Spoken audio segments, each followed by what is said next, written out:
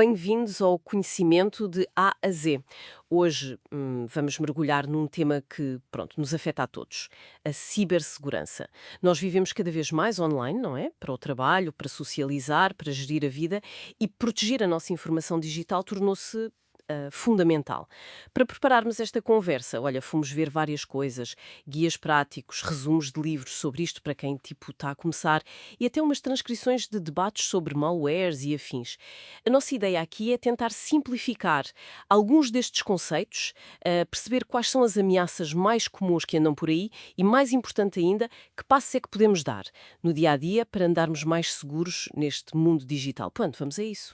É incrível como já nem pensamos nisso, mas a nossa dependência da tecnologia é total, certo? Computadores, telemóveis, até o frigorífico lá de casa. É verdade, é verdade. E toda essa conectividade, claro, trouxe coisas ótimas, mas também trouxe riscos novos. Os ataques, bem, dispararam. E já não são só as grandes empresas. Afetam toda a gente. As consequências podem ser, olha, devastadoras. Perder dados, ter prejuízos financeiros, roubo de identidade. Uma das fontes que vimos sublinhava bem isto. Sim, e eu acho que ainda há muita gente que pensa: tenho uma password XPTO ou o meu antivírus resolve. Mas, pelo que percebi, a coisa é bem mais complexa. As ameaças estão sempre a evoluir, não é? Exatamente. Essa ideia de que o básico chega é perigosa. A falta de consciência sobre certas práticas essenciais é um problema sério. E como uma das fontes dizia, e bem, a cibersegurança não é só um assunto para o pessoal de TI. É mesmo uma responsabilidade de todos nós. Eu retirei assim umas ideias-chave do que lemos. Primeiro, que a segurança online não é só tecnologia, tem muito a ver com os nossos hábitos, com o nosso comportamento. Depois, que não ser os riscos é talvez a nossa maior fraqueza. E eu acrescentava, com base noutra fonte, que a educação, a consciencialização, é tão, mas tão importante como ter o melhor programa de proteção. Cada aparelho que ligamos à net, pronto, é uma porta aberta. A segurança tem de ser algo contínuo, uma vigilância, e não só reagir quando a coisa corre mal. No fundo, o objetivo é proteger a informação, certo?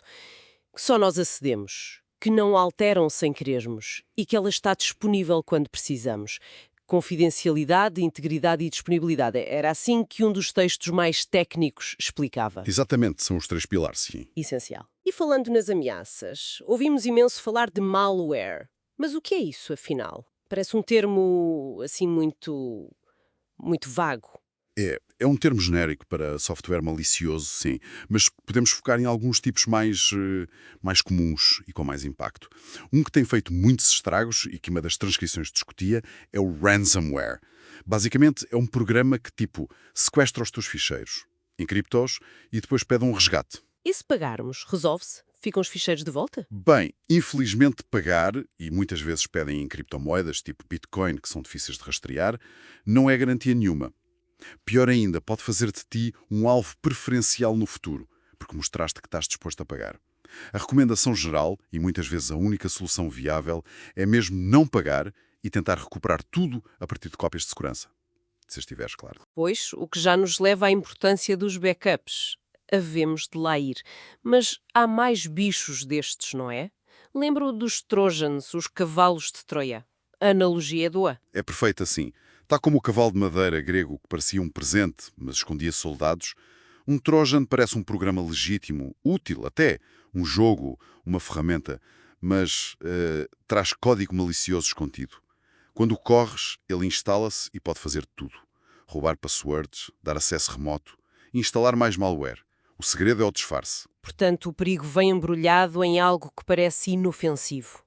E que outros tipos de malware assim mais relevantes é que há? Bem, sem querer fazer aqui uma lista gigante, podemos mencionar o spyware, que se instala para espiar o que fazemos, que sites visitamos, o que escrevemos, essas coisas. E depois temos as botnets. Botnets. Isso soa um bocado a ficção científica, não? Pode soar, mas é bem real. Uma botnet é basicamente uma rede de computadores infectados, chamam-lhes zombies, controlados à distância por um atacante. Podem ser milhares, milhões de máquinas. E servem para quê? Para lançar ataques em massa, tipo deitar abaixo sites, os tais ataques DDoS, enviar milhões de e-mails de spam ou phishing, ou até, como uma fonte referia, usar a capacidade de processamento desses computadores para minerar criptomoedas, o cryptojacking. Tudo sem que os donos saibam. Estou a perceber.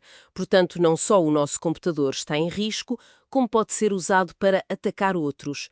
Falaste em phishing. Isso já não é bem um programa, pois não? É mais tentar enganar a pessoa? Exato, exato. O phishing é uma técnica de engenharia social, talvez a mais comum que nos afeta diretamente.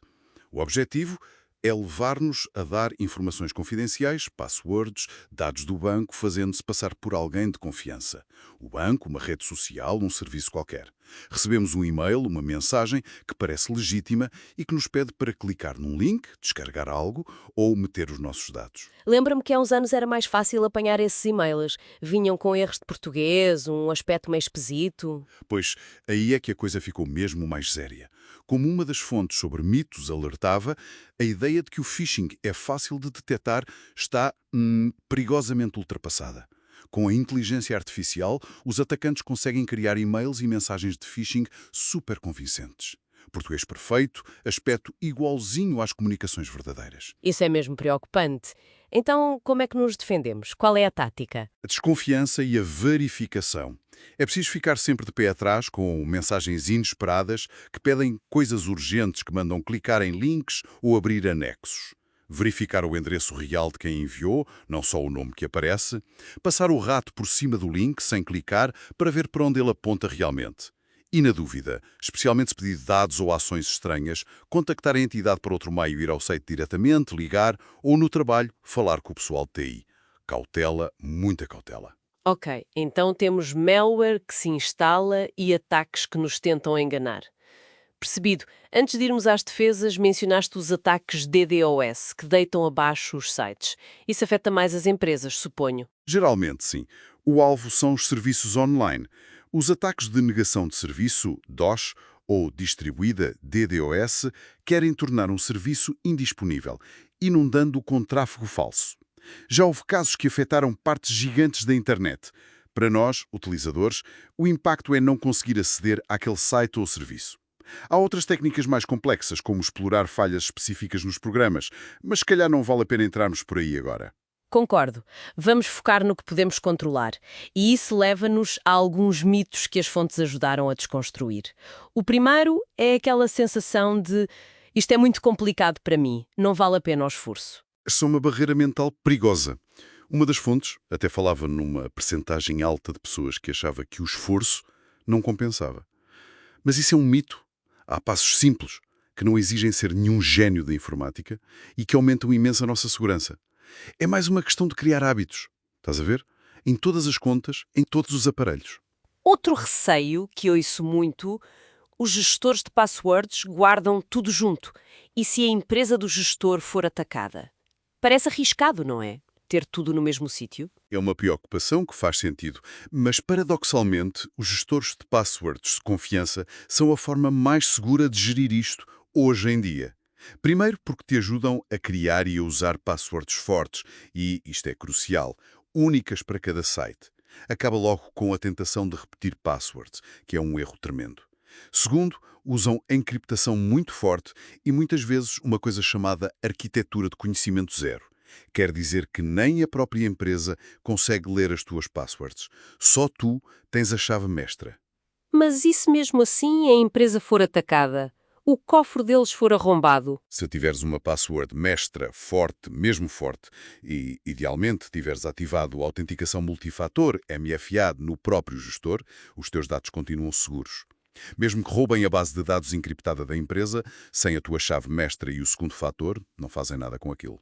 É muito, mas muito mais seguro do que usar a mesma password em todo lado ou andar com papelinhos atrás.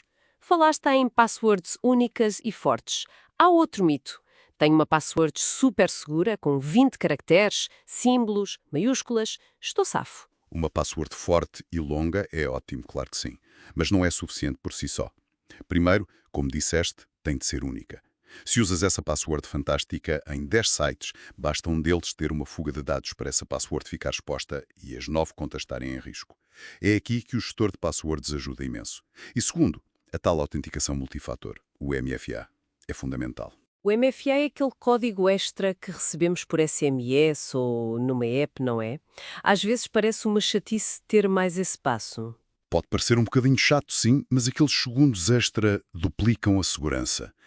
Mesmo que alguém derruba a password por phishing, malware ou numa fuga de dados, sem aquele segundo fator, seja o código, a impressão digital ou o que for, não consegue entrar.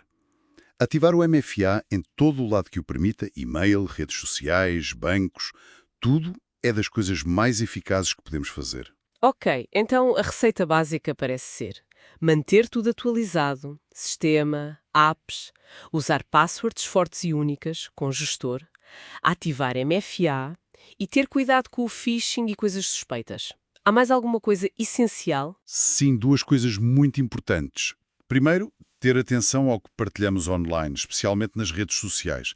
Ver as definições de privacidade, pensar duas vezes antes de dar demasiada informação pessoal que possa ser usada contra nós. E segundo, voltamos ao mesmo, backups, cópias de segurança. Os backups, a rede de segurança final. Exatamente. Fazer cópias regulares dos dados importantes, documentos, fotos, o que for é vital, seja para a nuvem, para um disco externo ou os dois. E, como uma fonte frisava bem, não basta fazer a cópia. É preciso guardá-la num sítio seguro, diferente dos originais e, muito importante, testar de vez em quando se conseguimos restaurar os dados. Um backup que falha, na hora H, não serve de nada, não é? Contra ransomware, falhas de disco ou até um erro nosso, um bom backup salva-nos a pele. E as VPNs? Vemos muita publicidade a dizer que são a solução mágica para a segurança e privacidade. São mesmo? As VPNs, as redes privadas virtuais, são ferramentas úteis, sim. Elas criam uma ligação encriptada à internet, o que é ótimo para proteger a privacidade e segurança, sobretudo em redes Wi-Fi públicas, tipo em cafés, aeroportos. Mas não são uma solução mágica para tudo. Uma VPN protege a ligação, mas não te impede de descarregar malware ou de cair numa armadilha de phishing, percebes? É mais uma ferramenta útil na caixa, mas não substitui as outras práticas. Falaste em Wi-Fi público e em casa ou no trabalho. A segurança da nossa rede sem fios também importa, certo? Uma das fontes até detalhava isso bem. Sim, claro que importa. Proteger a nossa própria rede Wi-Fi é fundamental. Para quem está em casa ou num pequeno escritório, os passos essenciais são mudar a password do administrador do router, aquela que vem de fábrica, que toda a gente sabe, mudar o nome da rede, o SSID, que também vem por defeito, e, o mais importante, usar segurança forte como WPA2 ou, melhor ainda, WPA3, evitar o WP antigo a todo o custo, que isso hoje em dia quebra-se facilmente. Desativar a divulgação do nome da rede ou usar filtros MAC são coisas extra, mas menos importantes que uma boa password e WPA2, WPA3. Ok, acho que temos um bom kit de ferramentas defensivas. Agora, uma curiosidade que aparece muito ligada a isto, a Dark Web. Parece sempre um sítio assim meio obscuro e perigoso. O que é isso exatamente? É importante distinguir, sim, como um dos guias explicava bem. A internet normal que usamos com o Google é a Surface Web. Depois há a Deep Web, que é tudo o que não está indexado e precisa de login, o nosso e-mail, o banco online, bases de dados internas. É a maior parte da internet, na verdade. A Dark Web é só uma pequena parte da Deep Web, escondida de propósito e que só se acede com browsers especiais, como o Tor, para garantir o anonimato. E é só para coisas ilegais? Não exclusivamente. O anonimato pode ser usado para fins legítimos, por jornalistas, ativistas em certos países. Mas, claro, esse mesmo anonimato atrai muita atividade criminosa. É lá que encontras mercados negros para vender de tudo. Drogas, armas e, relevante para nós, dados roubados, passwords, cartões de crédito, informações pessoais e também malware e ferramentas para ataques. Portanto, andar por lá não é ilegal em si, mas é um ambiente de risco muito elevado. A mensagem principal parece ser que a cibersegurança não é nenhum bicho de sete cabeças, nem é só para especialistas. É algo do nosso dia-a-dia, não é? Sem dúvida. E que com alguma atenção e hábitos simples, atualizar, passwords únicas com MFA, backups, desconfiar, podemos reduzir muito o nosso risco. A prevenção e a consciência são mesmo as melhores armas que temos. E talvez uma última reflexão, pegando naquilo da inteligência artificial a tornar o phishing mais difícil de detectar. Se os atacantes usam ferramentas cada vez mais avançadas, como é que as nossas defesas, as nossas e as das organizações, vão ter de evoluir? Que novas estratégias, se calhar usando também IA do nosso lado, vão ser precisas para nos mantermos à frente nesta corrida constante? Fica a questão no ar. para pensarmos um bocadinho. Uma excelente questão, sim, para ficarmos a refletir. Chegamos ao fim deste nosso conversa. Obrigada por se juntarem a nós em mais um Conhecimento de A a Z. Esperamos que tenha sido útil e não se esqueçam, há mais temas para explorar nos nossos outros episódios. Continuamos a desvendar o conhecimento de A a Z. Até à próxima.